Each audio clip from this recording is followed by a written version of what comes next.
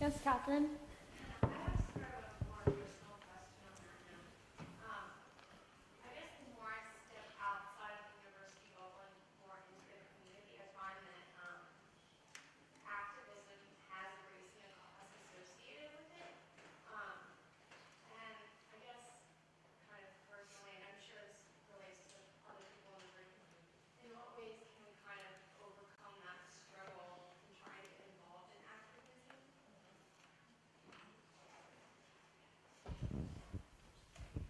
What are you, activism for what? I guess it depends on what your issue is, because I can think of a lot of issues that are not driven by race and class. So what issue are you talking about?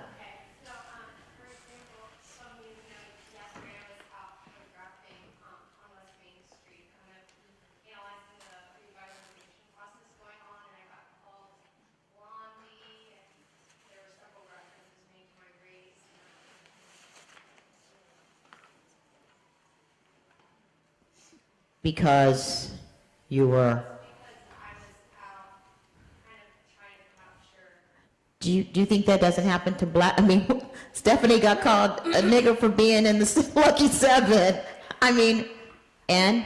But I think what she's asking is, as someone who's engaged and aware of inequalities in our neighborhood and trying to document that, you are still trying to push yourself to go up, but you're coming up against barriers because of your whiteness. And how can you transcend that? Is that what you're asking? Well, if you're rolling up into my space, right, no matter what space it is, right, I could be green and you're a purple coming into my space. You don't have another green with you, right? Did you ask anybody from the neighborhood to come with you? Did you build any relationships? Okay, No. That's it. Good question, good answer.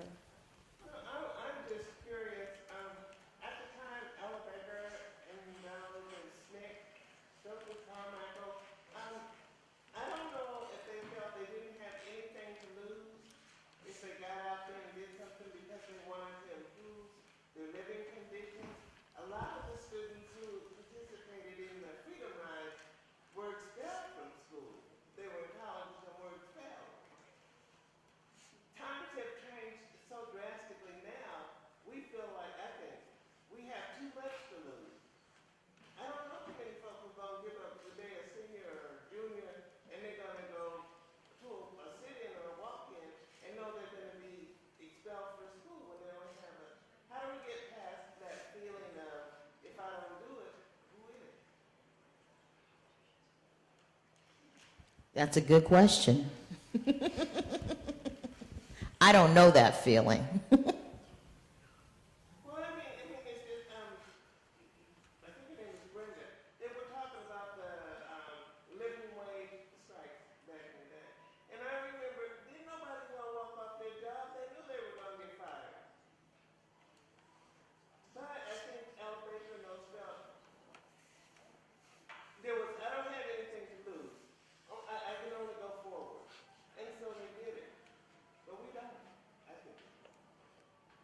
I think you're probably right, but also I think the issues were more basic.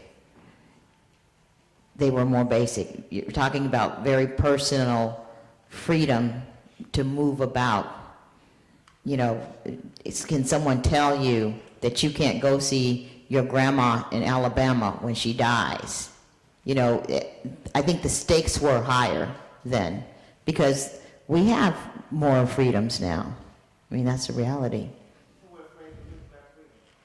No, I'm saying that it's not worth, a lot of stuff is not worth that great of a risk to people anymore, I believe. But you'd have to ask them. Mm-hmm.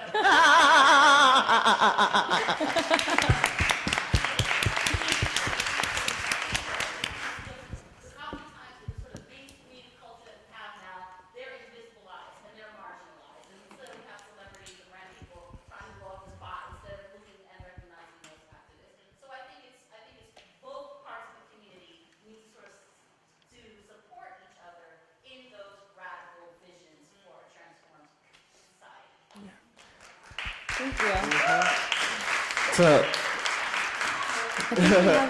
To add on to that, I think it's in the very ways in which we frame these issues that don't make it seem urgent and don't encourage participation in them. To say, like, when we had the healthcare debate, you had very conservative people organizing, but the way in which it was framed, it didn't relate to a specific constituency, like, you know, poor working class black people, or, you know, all poor working class people. This is an issue that affects you. You should really care about this. Let's try to transform the healthcare system.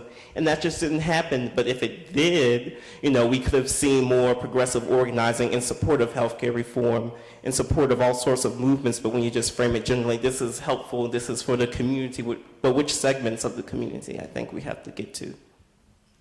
I think we have time for one more question before we present the Ella Baker Award, if there are any. Okay, well, let's give a round of applause for our panelists. Thank you all for this conversation. And now I think there's going to be the presentation of the Ella Baker Social Justice Award.